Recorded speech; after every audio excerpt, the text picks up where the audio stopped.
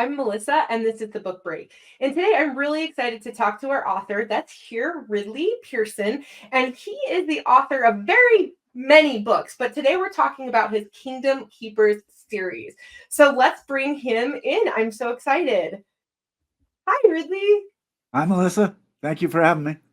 Yeah. So I love your Kingdom Keeper series, and you've got multiple spin-offs on it. When you very first started the beginning of this series, when was that? Because you've been writing this series for quite a while. Yeah, it was many years ago. In 2004, Disney invited me to their parks as a guest, and they treated me like royalty, which I did not deserve. And Oh, it was, I mean, the guide who was showing me around had shown John Travolta around the week before, and I said, "What am I doing wow. with you?" But it was unbelievable. And I wrote a thank you note to them at the end of it, and that led to all of this. That thank you note eventually reached a Disney editor, and we spoke on Wow. the phone about the storytelling that Disney does in their attractions. You know, some amusement parks, one very near you in Salt Lake, they seem to be sort of just wanting to make us nauseous.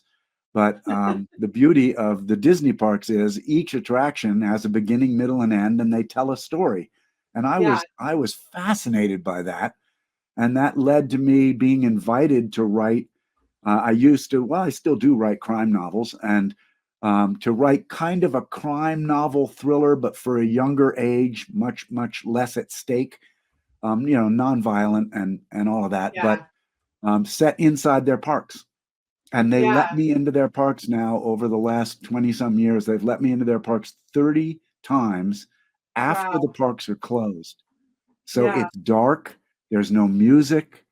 I go into the attractions with an Imagineer and we walk the ride for about an hour. I take Wow. all these notes on the tricks they do to create their illusions. It's just so wild in there. And then they bring Yeah. cast members in and they turn the ride on. And I go around 8 or 10 times and take more notes. And then I put my readers, like in Villains Realms, into those attractions. And Yeah. the Disney Yeah. villains have come alive, the characters, and off we go. Yeah, that's so great. Well, and in this series, the Kingdom Keepers Inheritance series, which I have the book right there, because I love the book. And so you have two books in this series, in this third series of Kingdom Keepers. You've got the first one here, The Shimmer, which is really fun. It starts off this part of the series, and then your second one that just recently came out is the one right here, Villain's Realm. And I'd love for you to tell us a little bit more about these books and this new part of the Kingdom Keepers series. Sure. Well, all the books stand alone. You can read them in any order. It's probably better if you read them in order, but you don't have to have read the first to read the second. And in the third and final series, I had written 7 books that took place in present time. And the second series, called The Return in the Kingdom Keepers series, takes place on opening day in Disneyland. And when they asked for a third and final series, I thought it would be fun to set it in the future. So it's set in 2040. It's very much like today, but it's set 20 years from now. Walt Disney had just such an imagination, as we all know. But one thing he had envisioned was having a community of about 40,000 people live around the Epcot park in Walt Disney World. And that never happened. He passed away before that happened. And Disney has been so generous to me, allowing me into their parks after dark when no one's there, helping me with the books, telling me, what I can and can't do. They've just been amazing. And I wanted to do an homage to Walt. So I have built that city, and the whole Inheritance Cities series, all 3 books, take place in that community around Epcot.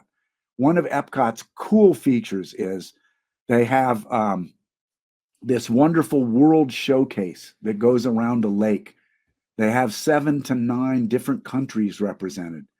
And I had never had the chance to find a way to get the Kingdom Keepers into the international parks. And now Inheritance allows me to do that. You can see on the cover of the first book, there's a big X. The young the young child in this, Eli, with his friends. Eli is the son of two former kingdom keepers. And he finds out that his dad's wand, which is actually Mickey's wand from Fantasia, can cut the air, much like a golden compass with the knife. And Yeah. when the air opens up, you're looking through to a different Disney park.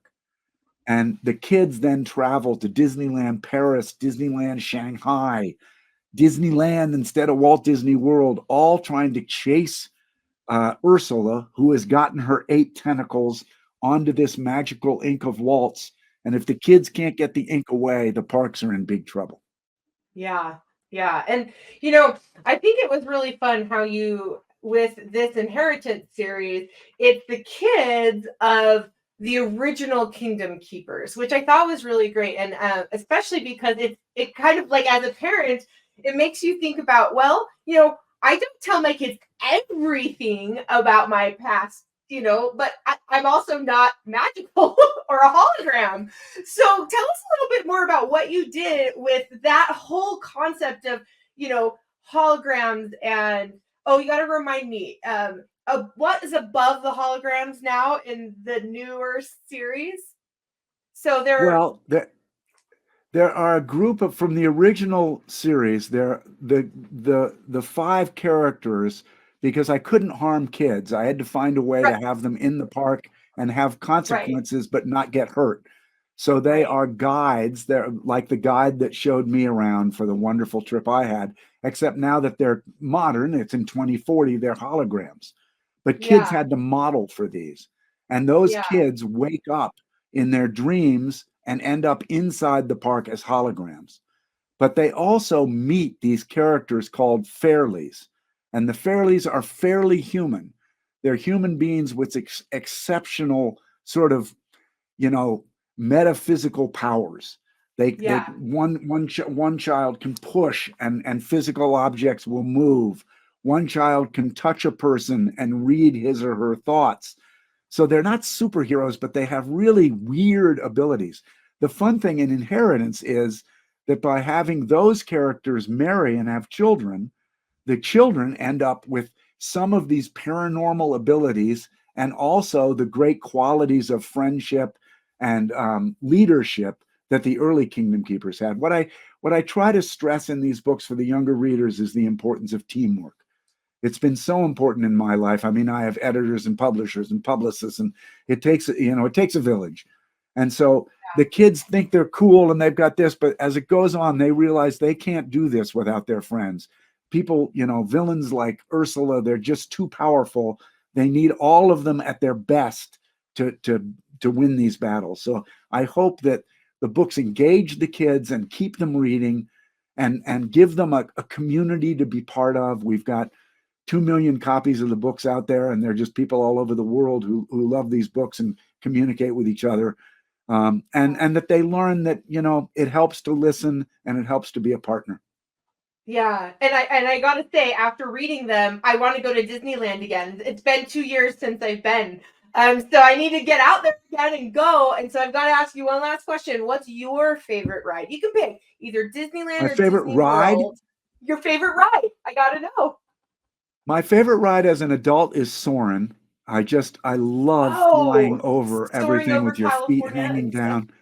And I Yeah, think if I had to pick one, because Dave Barry and I wrote a series of books called Peter and the Starcatcher about yeah, how a boy became Peter Pan. And Dave and I did a whole bunch of research inside Peter Pan's flight. yeah. And that ride has become really seared in my memory. And I adore that. I adore the Peter Pan story, but the Peter Pan flight attraction is so much fun. So I'd probably put it at the top of the list. Awesome. Well, thank you so much for being here with us, Ridley. It's been great talking with you. Thank you. Keep And reading.